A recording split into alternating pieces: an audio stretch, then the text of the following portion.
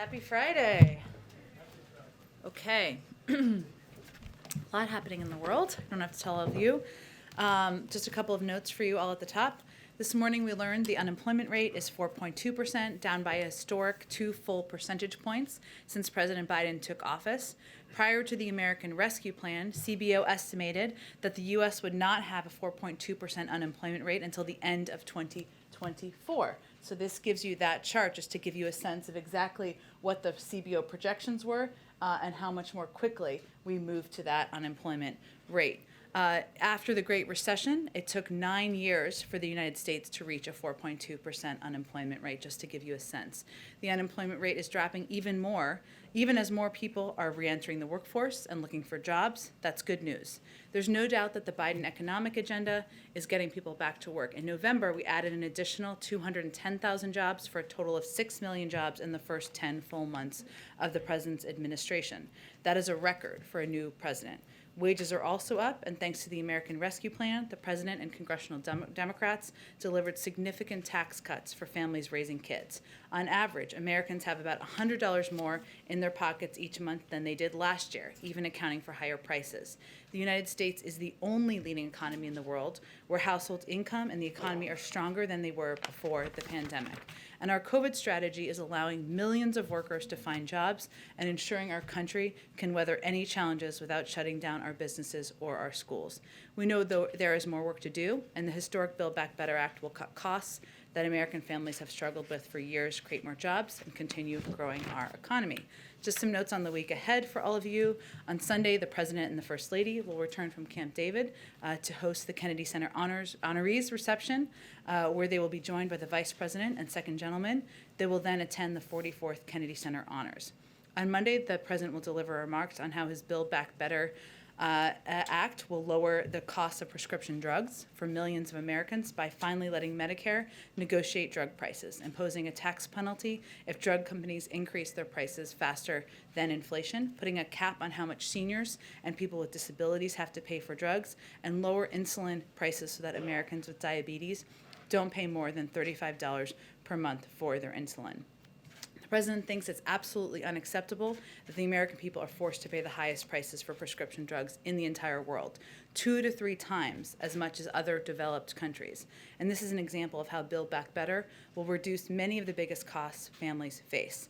On Thursday and Friday, the President will host the Virtual Summit for Democracy, bringing together over 100 participants representing governments, civil society, and private sector leaders. The President will deliver the summit's opening and closing remarks and will participate in plenary sessions. I know we've previewed some components of that, and we'll have more in the coming days. Go ahead, Alex. Thanks, Jen. I have a few questions on Russia and then one on Iran. Sure. So today, Putin's foreign affairs advisor told reporters that arrangements have been made for a Putin-Biden call in the coming days. Can you tell us anything about that? Will there be a call with Zelensky as well? And then can you clarify what the president meant when he said earlier he was putting together a, quote, comprehensive and meaningful set of initiatives to deter Putin? And then one more on that. Does the administration think that Ukraine needs to do anything more than it's doing to deter Russia? Should there be concessions from Ukraine? Well, let me start with the second one first, and then I'll try to make sure I cover all of them. First, I can't, of course, speak to Russian intentions. I think you've heard us and Secretary of State Blinken express growing concerns about what we're seeing on the border of Russia and Ukraine. He has been in Europe this week consulting with our partners, European partners, and we have also been consulting at the same time closely with Congress. And we want to make sure that we are prepared. We know what President Putin has done in the past. We see that he is putting in place the capacity to take action in short order, and should he decide to invade, that is why we want to be prepared and in an area we have expressed serious concern about. So what he means by a group of us, a package is there's a range of tools at our disposal. Of course, economic sanctions are an option, but we are going to do that in coordination with our European partners, with Congress. Those consultations have been ongoing, and we just want to be prepared. As it relates to the potential for a call, we have been engaged in the possibility of that. If and when we have that finalized, we will make that. We will make you all aware of that. As you know, the president is somebody who believes in leader-to-leader diplomacy. It certainly would be an opportunity to discuss our serious concerns about the bellicose rhetoric about the military buildup that we're seeing on the border of Ukraine. Go ahead. You had another question. On Ukraine. Yes. Does the administration think that Ukraine should be offering anything more to Russia to try to deter some of that bellicose rhetoric, the actions that we've seen? Well, I think we are not the only country who feels that the onus is really on Russia to reduce their bellicose rhetoric, to make some changes as it relates to the buildup of military troops that we see at the border, and the onus is really on them. And then on Iran, the Iran talks have not been going well. There are reports that the Western negotiators told the Iran negotiators their opening proposals were, quote, unserious. So will those talks continue as planned? Is the administration still hopeful for a diplomatic approach? We are always hopeful for a diplomatic approach. That's always the best option. The seventh round of talks did end today in Vienna. Special Envoy Malley and his interagency team are returning to Washington now. The new Iranian administration did not come to Vienna with constructive proposals. The first 6 rounds of negotiations made progress, finding creative compromise solutions to many of the hardest issues that were difficult for all sides. Iran's approach this week was not, unfortunately, to try to resolve the remaining issues. And even more importantly, Iran started this new round of negotiations with a new round of nuclear provocations, as reported by the IAEA on Wednesday, and they've still failed to reach an understanding with the IAEA to restore the cooperation and transparency they have degraded in recent months. We know why we're here. The previous administrations decided to withdraw from the JCPOA. That's led to a dramatic and unprecedented expansion of Iran's nuclear program. This cannot continue. And the president continues to believe that there is a better alternative. He's committed to returning the United States to compliance with the JCPOA and staying in compliance so long as Iran does the same. He means it.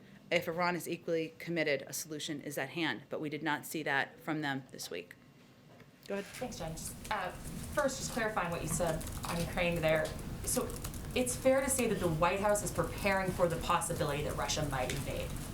Well, we can't predict from here what President Putin's calculus is or what the Russians' calculus is. We saw what they did in 2014. We've seen what they're doing on the border, and we're going to consult with our allies and partners and Congress here to be prepared for a range of options. I want to switch gears totally to a statement from Senator Manchin last night. He voted against a Republican amendment to zero out funding for the vaccine mandate, but then he put out a statement saying that he would actually support that idea in the coming weeks. What's your reaction to Manchin saying that he's against the president's mandate that much? Well, one, it's vax or test, and obviously that is something we feel we have every authority to do based on a 50-year-old law that Congress put into place 50 years ago. We simply disagree. We disagree based on what we feel is a preponderance of evidence of the effectiveness of requirements, vaccinating or testing. You look at the private sector, there are a range of companies, airlines, hospital associations who have implemented these types of requirements effectively. We are the largest employer, the United States government, in this country. We have implemented requirements, and we have seen 96.5% compliance, something we're going to continue to build on. And these companies and the federal government are doing it for a range of reasons. It creates certainty, it allows people to feel safe in the workplace, and it's good for the economy. So we disagree on that front, and we're going to continue to press forward with these requirements. But to that point, if the companies are doing them, I mean, that's Manchin's statement, was that we should just continue to incentivize companies. Why, what are you going to do if he votes with Republicans and tries to really gut funding for these mandates? I'm sure we'll be having discussions with him and anyone who is an opponent of these steps, but I don't have all the details of what this would actually propose. We're talking about implementing requirements through a 50-year-old law. It's obviously in the courts now. It is a good sign, no question, that companies are doing this in the private sector, but we still feel at this point in fighting the virus, it's important to move forward with these requirements. Go ahead. Just a quick follow-up on Ukraine. Russia has been pretty clear for the past several months about what they're looking for out of the U.S., out of NATO, in terms of this crisis. They want firm, legally binding security guarantees. They don't want NATO in Ukraine. They don't want to see a military buildup on the other side. And they don't want to see Ukraine become a member of NATO. Where is the flexibility for the White House on this? Are you willing to budge on any of those issues? Well, NATO member countries decide who is a member of NATO, not Russia. And that is how the process has always been and how it will proceed. I think it's important to remember where the provocative action is coming from at this point in time. It's not the United States. It's not Ukraine. Okay, so let me ask you about abortion rights. You mentioned yesterday about the president's support for the Women's Health Protection Act, which was passed by the House and the Senate, and the House in September is awaiting action in the Senate. President Biden has talked a number of times about there being areas where he is open to reforming the filibuster. Preventing a default is one of those examples that he's given. Is passing this bill one of those things, and does he want to see quicker, faster, stronger action on that? Well, again, we don't have a ruling from the Supreme Court. We don't expect that for several months. The president continues to believe that codifying Roe is something that should be done, and he supports this piece of legislation. But I think we're getting a few steps ahead in the process at this point. But again, that bill was passed in September. Schumer said it will come up very soon in the Senate back in September. Where is that, and is the White House doing anything to push that along? I would point you to Leader Schumer's office on any status of when that would come forward. Again, it's something the president strongly supports, and he is a strong advocate for codifying Roe. Go ahead. In the president's remarks earlier today, when he was asked about his cold, he said that he is being tested daily for COVID-19. My understanding was that it was done with less frequency of that. I know Dr. O'Connor said that he was tested 3 times this week, but is there a change in protocol where he is going to be tested daily? And what kind of test is he getting, antigen or PCR test? Yeah, I think we just put out some details from Doc O'Connor that outlines how many times he's been tested, and I believe the kind of tests that he received. He received those tests because he had a cold, which would be considered a symptom, but it's not a change in protocol. And so he is not going to be tested daily? No. And then yesterday, President Biden said that he spoke with Senators McConnell and Schumer on government funding. Has he spoken with Leader McConnell when it comes to the debt limit, and would the president be open to tying the debt limit to the NDAA? I don't have any calls to read out for you, but we are encouraged by the conversations that are happening between Leader Schumer and Senator McConnell about how to address a range of issues that are in front of Congress, including the debt limit. And beyond that, we don't have any update from here. Go ahead. Thanks, Jen. Just to clarify, the president did say he was tested every day for COVID, so did he just misspeak there? Well, I think, Weijia, I would point you to the transparent note we put out from the doctor to all of you that outlines how many times he was tested and exactly what he was tested for. Okay, and then shifting to the new travel policy that goes into effect on Monday. The burden is on airline workers to verify test results to make sure they're negative. Is the administration doing anything to help train them so they know how to do that and so that they can spot fraudulent results, for example? I would really point you to TSA, a division, of course, of the government. I'm sure that they are taking steps to make sure people are prepared to look for how to verify, but I would really point you to them for more details. Okay, and the president just announced it yesterday. It goes into effect Monday. Can you share what you're doing to get the word out to international travelers, especially to Americans who might be coming home? Are airlines sending out the message to all those travelers? This is not, I would just remind everyone that this is from 3 days to the day in advance. So it is a change in that regard. It is not an entirely new component. We have communicated that effectively. I think travelers have been able to abide by the 3-day requirement. We will communicate through a range of channels we've done in the past, but we don't expect there to be an issue. And then just one more quick one. A lot of these at-home tests come with a stick. So your test result is the stick that either has 1 line or 2 lines on it. But the FAQ section says that you need, you will need to show a paper or digital copy of your test result. So is the stick the test result? Again, we've been implementing these requirements for the 3-day requirements since we returned to international travel effectively. I would point you to TSA and others for specifics, but this is not an area where we've had issue, and we don't anticipate them in advance of Monday.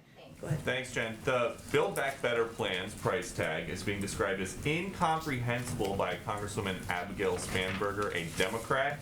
And Lindsey Graham says that he has heard from the CBO that they're going to do an alternative cost estimate and that it's going to cost more and add more to the debt. So is there any thought around here to maybe waiting for Build Back Better until a month that you don't have this big miss in the jobs report?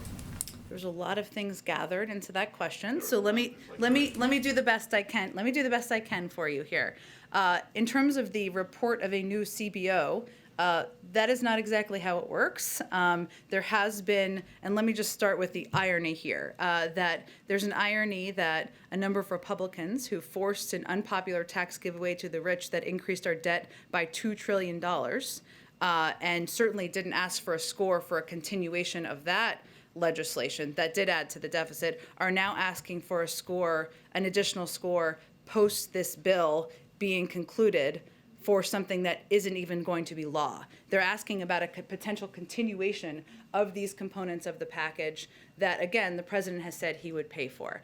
I can't get into the psyche of why. I would suggest that it might have something to do with their opposition to raising taxes on corporations. That seems to get under their skin a little bit. We disagree with them on that front. I would say the CBO has put out a score. A number of economists have put out scores. We have outlined in the past that CBO does not have a great deal of experience scoring components like the IRS tax savings. That's something that the former head of the CBO has also spoken to in the past, and that there are estimates about those cost savings that lead to not only our assessments of the cost and savings from the package, but the assessments by many economists. Okay. On the pandemic, it's been more than 2 weeks since President Biden had a call with Xi. And on that call, we know he did not press him to help with the COVID origins investigation because you said that Xi just understands he's supposed to be transparent. So, in the 2+ weeks since, has he helped and been transparent yet? I don't believe that's exactly what I said. I believe what I said is that we have pressed for this repeatedly. We will continue to, and we'll continue to do that at a range of levels. I don't, unfortunately, have any updates on the participation or willingness of the Chinese to add and provide additional data. Can I provide one other update to you, since you asked me about crime yesterday, and I have a little more information for you? About crime? My question was about Xi. Well, you asked me a question about crime yesterday. Okay. So I was going to give you a little extra information. I followed up for you, Great. Thank Peter. So I would note what should have added yesterday, but I learned afterwards, is that the Justice Department, the FBI, and the federal law enforcement have been in contact with jurisdictions where we have seen this high level of retail theft. So, for example, in Los Angeles, we've seen a rash of robberies. The FBI is providing assistance to a multi-jurisdictional task force led by the LA Police Department. I'd also note that on top of that, the Department of Justice announced last week that San Francisco, where a number of high-profile retail thefts have happened, will get money to hire 50 more police officers through the COPS program that the president has championed. That came as part of nearly $150 million in similar grants nationwide. So just a few updates for you. Thank you for that. We will include that in our I look coverage. forward to seeing it on Fox later today. It's on Fox right now, I Okay, think. I bet it is. One more topic to follow up on some of the questions from earlier. The president was hoarse and coughing today. A lot of people in the workforce are encouraged not to go to work if they are exhibiting those symptoms, even if they are fully vaccinated. So are the rules different for the president? The president, again, was tested, as we put out in a transparent piece of information from his doctor, where he received a response quickly from that test, enabling him to proceed. People also he had a cold, which is what you know from the information put out by the doctor. But as you know from your own experience, it is possible to test negative several times before there's a positive test. So is there any concern about having him at work while he's got these symptoms, even if he is showing negative I can tests? assure you that the president follows every protocol. He wants to keep Everyone's safe in the White House, and that's why, obviously, we consult with the doctor, and we put out that information to make it available to all of you. Go ahead. If I can ask you about the announcement the president made yesterday. Right now, some European countries are subsidizing the testing process overseas. The decision was announced here that the government would be having Americans submit to insurance for reimbursement. Why that decision and not follow what's been a successful path for a lot of European countries, which is the subsidizing of those tests? Well, I would note first, Peter, that the announcement made yesterday builds on the steps we have taken to date, which includes ensuring there are 8 FDA-approved tests available out in the market, home tests. There were none available at the beginning. There were half that number available just a few months ago. We've also quadrupled the size of our testing program and capacity just since this summer. We've also invested billions of dollars here in the testing market. That market here includes reliable tests that meet the FDA's gold standard. Some of those tests might not meet that standard, and that's what we think the American people expect and deserve. We also want to ensure the testing market continues scaling up and remains competitive and innovative. We believe this will help drive down costs. So our view is we want to, and we share the objective with others, we want to make them more accessible. We want to lower the costs of tests. We also announced that we're going to be donating 50 million tests to rural and community health centers. That's what we're trying to achieve here, and we feel this builds on the steps we've already taken to date. But we have different tests, we have different market approaches here, and we're going to continue to build on what we're doing here in the United States. The president, in his remarks earlier today, said talking about progress is not enough if Americans aren't seeing it, aren't effectively feeling it in their everyday lives. Why do you think that is that Americans aren't feeling it yet? Is that a policy issue? Is it a messaging issue? What's the disconnect? Well, I've answered versions of this questions before, but we feel here that COVID still has an overlaying impact on people and how they're seeing things day to day for good reason. People's lives don't look like they did a few years ago. You're worried about going to work. You're worried about your kids getting sick. You're worried about whether you're going to be safe in a restaurant or going to a concert. That impacts how people feel about how they're experiencing the economy. And there's no question, as much as we're seeing encouraging economic data, data doesn't move people. I can tell you that as a communicator. Their experiences in their daily lives move people. So he's going to be out there talking about how his plans will lower their costs, make their lives better, and hopefully that will give people a bridge to what he's trying to achieve here. 2 last little thoughts, just following up on the questions about his health. Obviously, like everybody else, we wish that he will get well soon.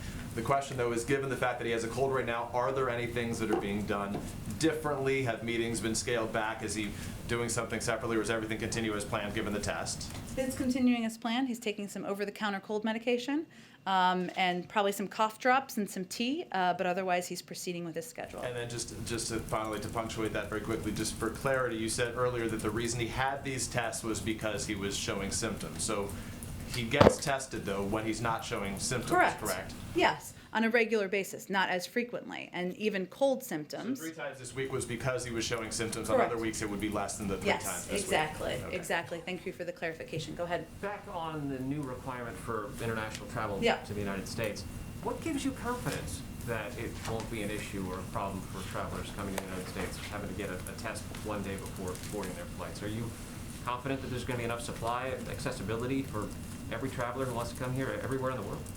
Well, there have been some exemptions announced by the State Department where tests are not as readily available. So we look at all of the factors here, Steve, and we're not trying to make it more difficult for people to return home. We're trying to take every step to protect the American public.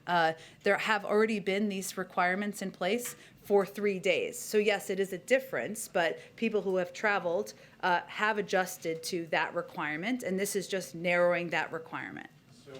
The requirement takes effect Monday.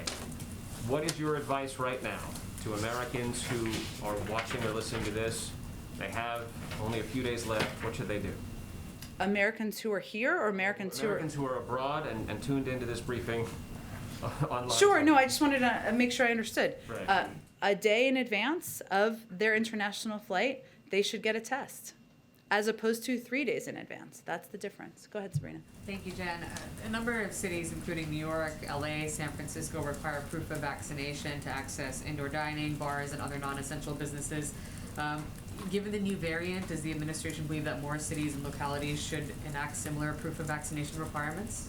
They may decide to do that. Our approach and our view has always been that's up to cities and localities. It is not, as you know, that CDC guidance has changed on this front. There's a lot we don't know about the variant. We're learning more every single day. But again, we continue to believe that's up to states and localities and what they need to do to protect people in their community. And just similarly, with respect to cities and localities, there are a number of cities that still have not reinstated mask mandates, but they do fall within the substantial or high transmission category that the CDC has outlined for areas where there should be indoor mask mandates in place. So do you think cities like DC and New York, which are still in substantial or high transmission, should abide by the CDC guidelines? Of course they should. Every city should.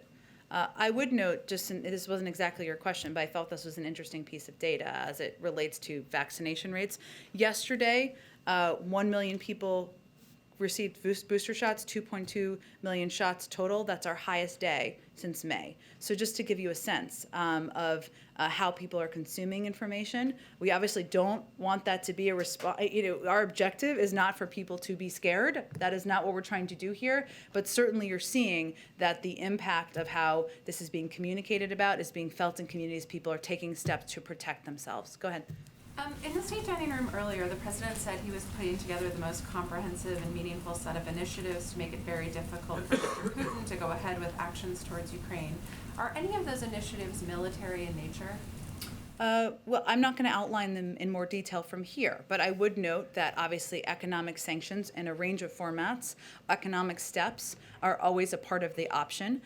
We have, of course, provided a range of security assistance to Ukraine in the past, and that's something that remains under consideration. But that's what I can preview at this point in time. And just on the next tranche of Fed nominees, has President Biden finished the interviews for those 3 slots? I don't have any update on the personnel process. You can all continue to plan for him to announce the additional nominees in short due time, but I don't have any update on the day. Afghanistan, please. Go ahead. Thank you very much, Jen. Winter is very close, and Afghan people are still in a bad situation, food crisis. Any plan of the United States for humanitarian assist to Afghan people? And also, U.S. Victim family 9/11, they expect to receive some money from the frozen money in Afghanistan. Do you have any comment about that? Although Afghan people lost so many people, like 165 people have been dead in Afghanistan, and Osama bin Laden was found in Pakistan. I think that 9/11 victim family expect this amount from Pakistani authority. And Afghan So I people would just note on the last question you asked, very important question, good question. It's under the Department of Justice is really the right entity to discuss that with. There's some discussion of litigation around that with some of the 9/11 families, so I would point you to them on that. In that regard. On the earlier question, you asked about humanitarian assistance. Absolutely. The United States continues to be the largest, if not one of the largest providers of humanitarian assistance to the Afghan people in the world. We will continue to discuss with our partners, with the UN, with others, the best means of getting that assistance to the Afghan people. And that is an ongoing discussion and one we are committed to continuing to contribute to. Go ahead. Yeah, Jen, thank you. Germany has decided that unvaccinated people should not be allowed to go into public places. That may be a great way to incentivize people to be vaccinated.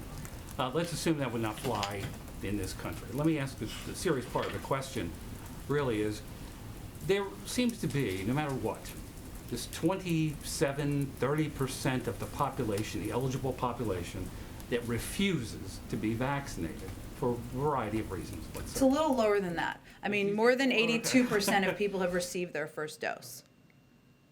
But what makes the president think that this new winter initiative of trying to get people to get vaccinated, what makes him feel confident that that's going to work on those people who absolutely refuse to be vaccinated? Well, first, we know what works. I would remind you that almost a year ago, only about 30% of eligible adults in this country felt open to getting vaccinated. Now we're more than 82% have received at least one dose. That is clearly not on partisan lines, because you know how divided our country can be. Those are people who took a step to protect themselves, to protect their neighbors, to protect their loved ones. I'd also note that I just gave you some data on the vaccination rate from just yesterday, the highest we have seen since May. And we know that vaccinations are what can save lives, but also it's important to continue to build our testing and masking capacity. That's what we also announced yesterday. So I would just say we know what works. We also know what's standing in the way. And you're right, there are things that we can't change. For reasons I will never begin to understand, some members of the Republican Party have decided that their political platform is going to be running in favor of protecting people from getting vaccinated or from getting tested. That's why some people tried to shut down the government. As crazy as that sounds, people hear that. They hear misinformation traveling on social media. Those are all entities we're fighting. But you're right, there are some forces against us. The president throw up his hands. Never. You can't do that as president. Go ahead.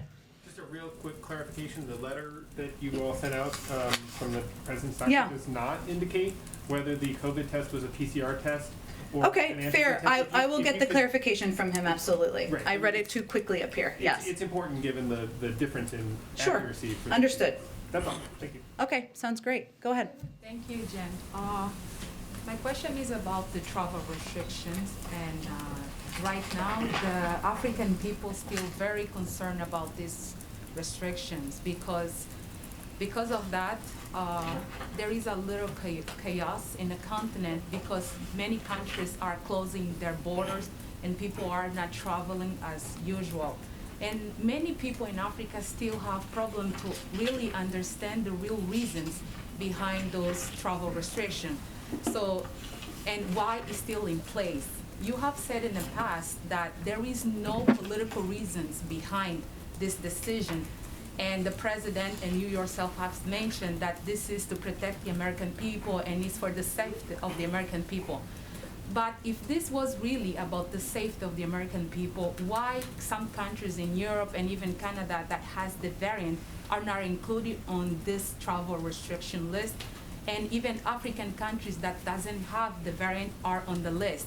So how do you explain to the African people who are watching you right now that there is no political reasons behind, even though it looks like there is? So I would say directly to the people in Africa that these restrictions were announced a week ago on the recommendation of our health and medical experts, because what we saw and what we have continued to see is that in South Africa, the variant and the spread of the variant led to hundreds and thousands of cases. And I don't have the exact number in front of me, but now it's definitely far into the thousands of cases. We also put the restrictions were recommended by our health and medical experts for neighboring countries. These steps were taken in order to slow the spread of the variant and to give our medical experts here more time to assess this variant and more time to assess what we needed to do to protect people in the United States. At the same time, we have been donating not only vaccines, but know-how and expertise to South Africa, to neighboring countries, and we've been in touch with officials there on a daily basis as we help to work to address this variant and this virus. And we are assessing on a daily basis what is needed, whether it's adding additional restrictions or removing restrictions. So that's what I would say. Go ahead. I think I have to keep going. I'm sorry, I have to keep going because we're going to run out of time. Okay, last one. Yes. We have seen President Biden in the past strongly defend the South African people from the apartheid regime when he was in Congress. And not only that, even normally he used to advocate for the rights of the African people. Does the mind of President Biden change over the time towards the Africans? Absolutely not. What we're trying to do here is work in partnership to address a variant and address a virus. And we are in touch on a daily basis with leaders there, with health officials there, about everything we can do to be a partner in that effort. At the same time, the president needs to take steps to err on the side of protecting the American people from the spread of a variant we knew little about and we're learning more about on a daily basis. Go ahead. Thanks.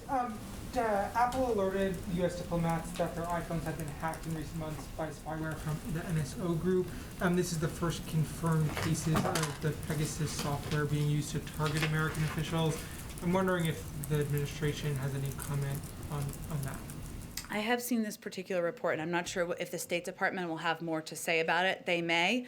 We have been acutely concerned that commercial spyware, like NSO Group software, poses a serious counterintelligence and security risk to U.S. personnel, which is one of the reasons why this administration has placed several companies involved in the development and proliferation of these tools on the Department of Commerce's entity list.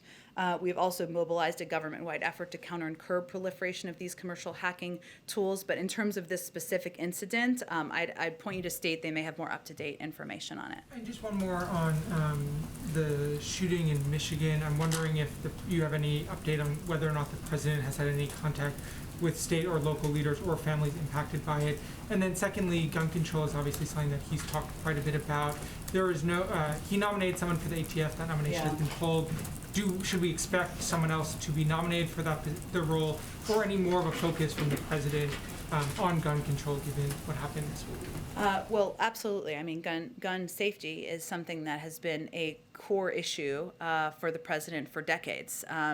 As you know, and you've heard me say from here before, he led the effort to pass the assault weapons ban, to get the Brady Bill passed and background checks. And even since he's come into office in April, he announced a set of actions to reduce gun violence, including reining in the proliferation of ghost guns, an issue that ghost guns are something that has really been a rising contributor to violent crime, to crimes out there, and to gun violence. Better regulating stabilizing braces and encouraging states to adopt red flags through the Justice Department, issuance of model legislation. And in June, he announced a comprehensive plan to reduce gun crime. The fact is there are 3 bills right now that have passed the House. The Violence Against Women Act, which includes provisions to keep more guns out of the hands of abusers, the bill to require background checks for all gun sales, and also Build Back Better, which includes a historic proposal to invest $5 billion in evidence-based community violence interventions. So this is central. He will continue fighting for this, and he will continue to look at what steps can be taken through executive action as well. But this will continue to be a cause for the president. On your other question, I will check. I don't have any calls at this point to read out. I will check and see if there's any update to that. Go ahead. Yeah, back to the travel restrictions. Once these restrictions are in place, it seems like it can often be pretty hard for them to go away. India had a travel ban for months and months and months. The UK had a travel ban for like a year. So are there specific metrics that the White House is looking for to decide, okay, let's let these people travel here again? Especially given that it's here. There's community spread in the United States. And there are tens of thousands of cases in South Africa, and there are a half a dozen we're aware of here in the United States. That will grow and increase. I would refute one notion. We can make the decision based on the health and medical experts, and they're meeting on a daily basis, to roll back any restrictions. There are some, as you have said, that have been in the place for weeks or months. For a reason, right? And if there had been a recommendation to roll those back sooner, we would have abided by those recommendations. So this is being evaluated on a daily basis with our health and medical experts and team. We really rely on them for their assessment of when it is appropriate and the right and a science-based decision to do exactly that. And do you know if there are any particular metrics that they use for those decisions? There are, but I would really point you to the health and medical experts to speak to that more effectively. Go ahead. Just following up on the Afghanistan question, you mentioned ongoing discussions. Given the level of crisis that's happening there and how it's worsening, is there something more specific that you guys are asking for? A deadline? Will the president entertain lifting some of the sanctions? Can you get a little more specific on what? Well, what I was trying to get at is that one of the challenges in Afghanistan, I think you can agree on this, is the logistics of getting humanitarian assistance around to different communities. And that's one of the areas we've been discussing. So that's what I was getting at. We have provided a enormous amount of humanitarian assistance, and we will continue to. And that is something that others of our partners are as well. But we also recognize the logistical challenges. That's something we've been discussing. So that's what I was referring to. What about the sanctions? Is there any entertainment of lifting some of the sanctions? There hasn't been a change to that. I would point you to the State Department. Tom West obviously had some discussions with the Taliban, but our policy on that has not changed that I'm aware of. Go ahead. The national debt is now over $29 trillion. That's more than double a decade ago when then Vice President Biden went across the street and led discussions with lawmakers at the Blair House. You said that he's encouraged that Leader Schumer and Leader McConnell are discussing this issue, but does he want any direct engagement himself? Do you see any sort of scenario where the president tries to strike some sort of grand bargain like President Obama and John Boehner tried to attempt a decade ago? I think you're combining a few things there, so let me do my best here. One, the debt limit is about paying the bills that are already due, right? And so our proposal, our preference is always to do that through regular order and just raise the debt limit to ensure that we are protecting the full faith and credit of the United States government. As it relates to what the debt looks like, we agree. That's why the president was opposed to the $2 trillion in tax cuts for the highest income that contributed to a portion of that. That's why Build Back Better is entirely paid for by asking corporations and highest income Americans to pay more. So the debt limit, I would say, is, the president is encouraged by the conversations between Leader Schumer and Senator McConnell. And what his hope is that we can, through regular order, raise the debt limit, as has been done 81 times in the past, so we don't play around with the full faith and credit of the United States. Go ahead. Thanks, Jen. There's reporting on an alleged Chinese submarine in the Taiwan Strait. Has the president been briefed on that? Is he concerned about it potentially escalating into an unintended conflict? And just on a more broader level, is the administration preparing for any kind of potential increased Chinese provocations, either in the Taiwan Strait, South China Sea, anywhere, in case Beijing decide to express their frustration ahead of the Democracy Summit? Well, I would say first, we always raise concerns we have about any provocations or escalatory behavior that we see. I have not seen this exact report, so let me check with our national security team and see if there's more that we can get back to all of you. Go ahead. Just to double check some more reporting that the president is pursuing or planning an in-person summit between the U.S. and ASEAN leaders in January. Can you confirm that? I'm not tracking that plan, but I will check and see. Where was that supposed to be? I think it was reported by some Asian media, including Japan. Oh, got it. Okay, the ASEAN Summit. I will get you and see if there's more details on that. Go ahead. Jen, you've been clear going back until at least September every time I ask about the administration's position on the Uyghur Forced Labor Prevention Act. You've said numerous times that the president doesn't have a position. There's new reporting in the Washington Post that in October, the Deputy Secretary of State was telling lawmakers to slow the bill down. So is the administration on the same page? And why does it seem that the Deputy Secretary of State was saying in private to lawmakers to slow this down, while in public the White House has been saying that the president is neutral? Well, I wouldn't say we're neutral. I would say we share Congress's concern about forced labor in Xinjiang, and in fact have taken a number of concrete measures, as you know, on our own, including but not limited to visa restrictions, global Magnitsky and other financial sanctions, export controls, import restrictions, the release of a business advisory, and rallying the G7 to commit action. So I would say we are hardly neutral. We have strong concerns, serious concerns, and we are absolutely not lobbying in any way against the passage of this bill.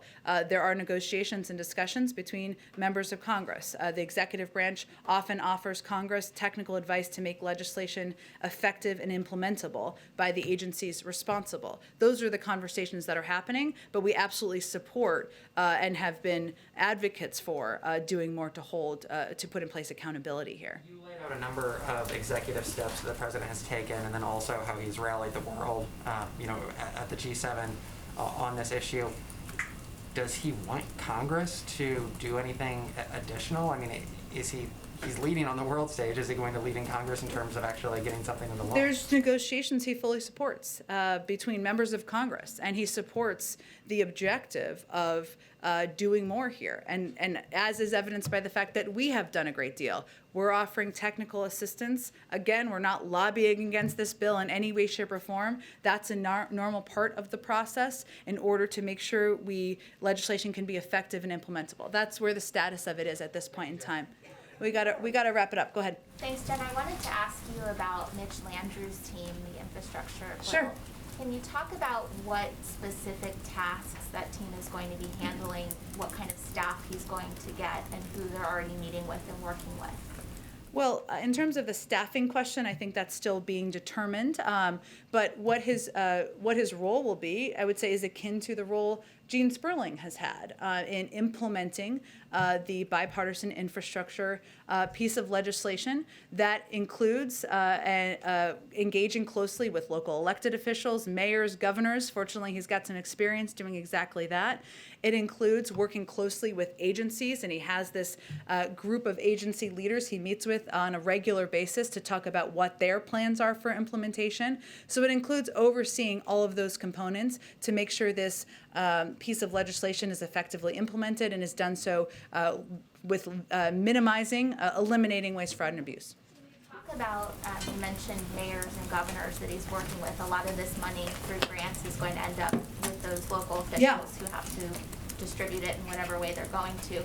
Are you at all, like, how are you mentioned that he's talking to them, but are you doing anything to prepare those officials to be able to get this money out the door and use it in the way that the president wants it used and the law intends it to be? Right. There was an executive order that laid out kind of the 6 priorities of how this would be approached.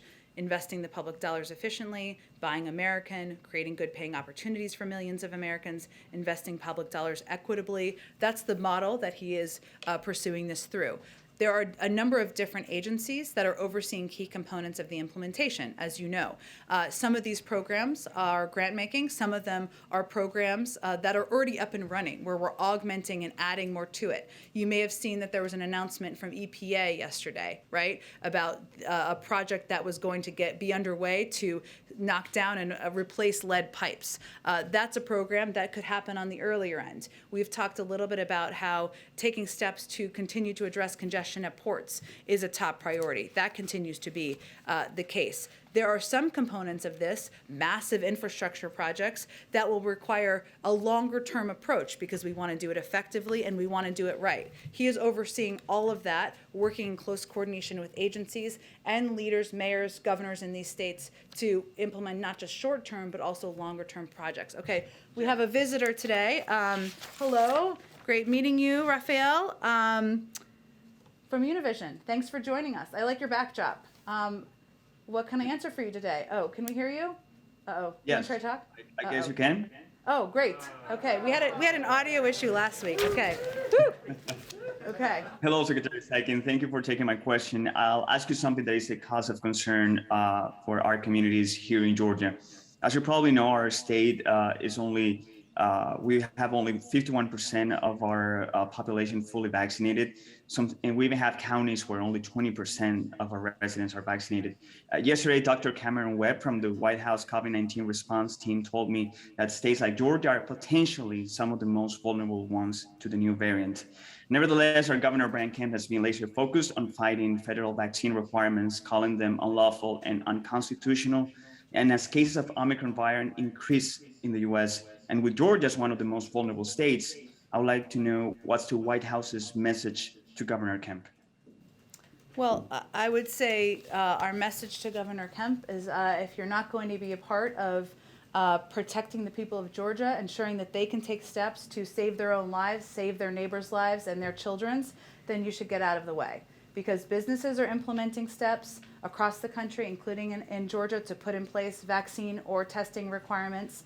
Hospital associations are, universities are, and people, and what we've seen as one of the biggest barriers, and this is something we can do from the federal government, is access. So our hope is that we can continue to work in a nonpartisan way with health officials in Georgia, as we do across the country, to increase and expand access to not just testing, but also vaccination. That's something that we announced that we're going to take additional steps on yesterday, and we're looking forward to building on. Thank you very much. Everybody have a great weekend. I'm sorry we got to wrap it up. More to come on Monday. Thanks, everyone. Thank you, Jen.